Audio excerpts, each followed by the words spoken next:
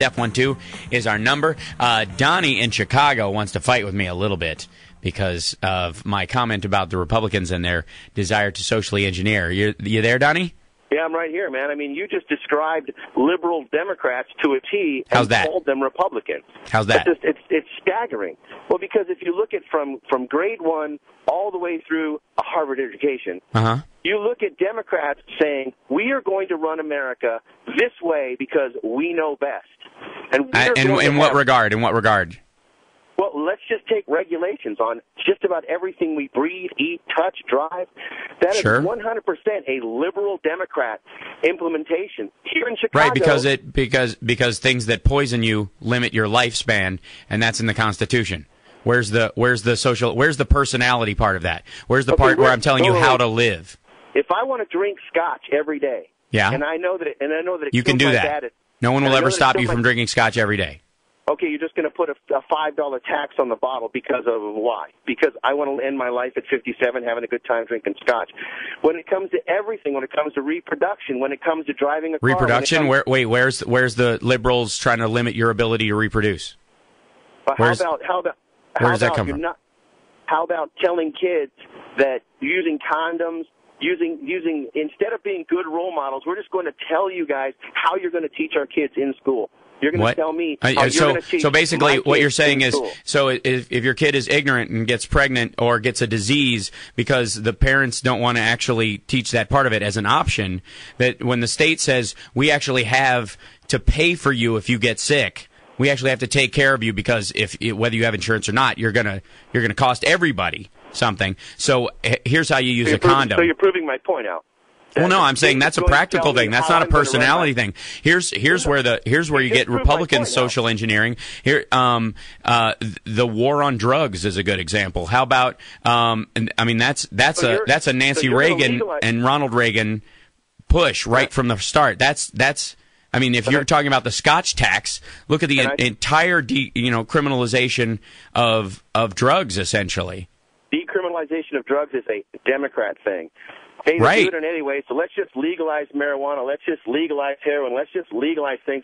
Now, how hypocritical is that? You just said that Scotch ends my life, so we're going to have to... It's legal, isn't it? You have the right to make that choice, but I also have the right to mitigate the other choices that go along with it and make it a little more expensive, because the more people who drink Scotch every day, the more drunk driving accidents there are, the more people who die earlier than they should, and not just die, develop diseases that cost us all money. And this is not... And you're still allowed to do it. You're still allowed to go there. Whereas, if you let the Republicans kind of run things and how they do it, a woman's right to choose, right out the window. The gay people's right to get married, right out the window. That's social engineering. That's telling somebody how they can feel.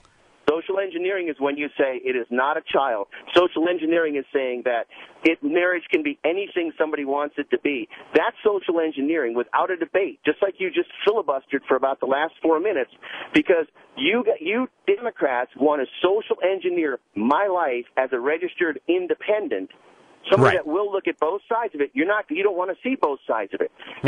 Hold on, wait a second. Where's both sides of, if a gay person wants to get married and you don't want them to get married, where's the both sides that keeps them from having the same rights as you? Where's that?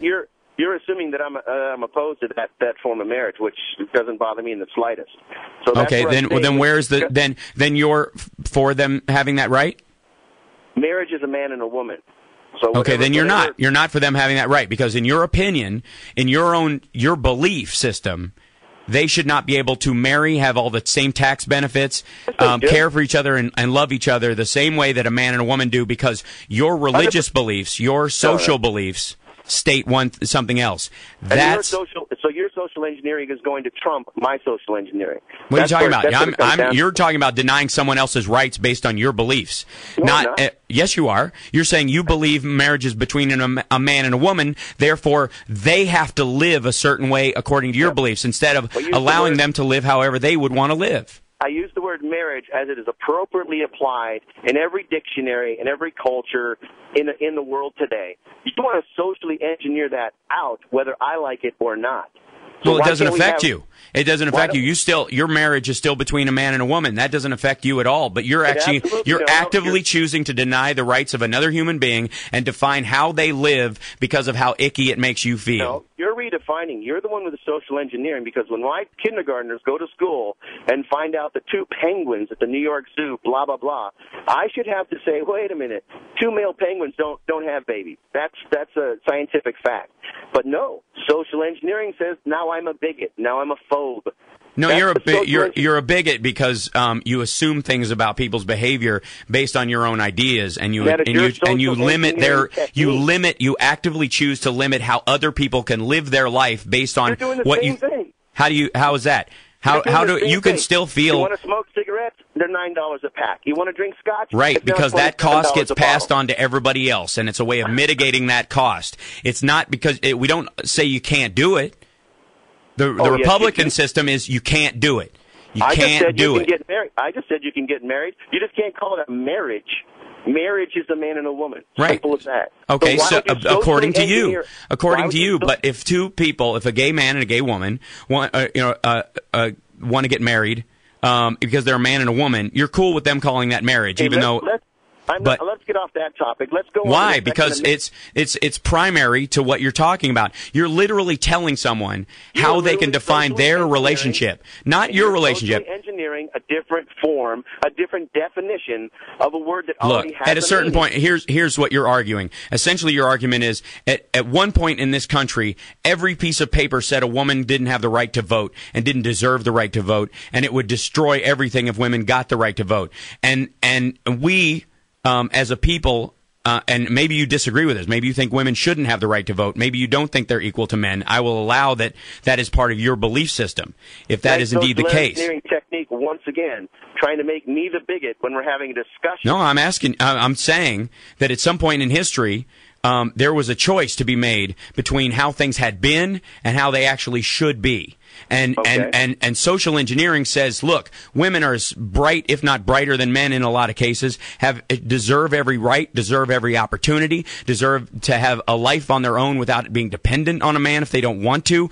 And society said for a long time, that's not right. You can't do that. That's not how we define things. And you're calling the giving women the right to vote social engineering from a liberal standpoint. You're using a technique and a tactic to try and put me on some kind of a pedestal you can knock down. Don't they call that the straw man? That's what you're trying to do. No, I think there's a direct parity between women getting the right to vote and gays getting the right to marry, because they are people who exist because you think gay is a choice and therefore it socially can go away.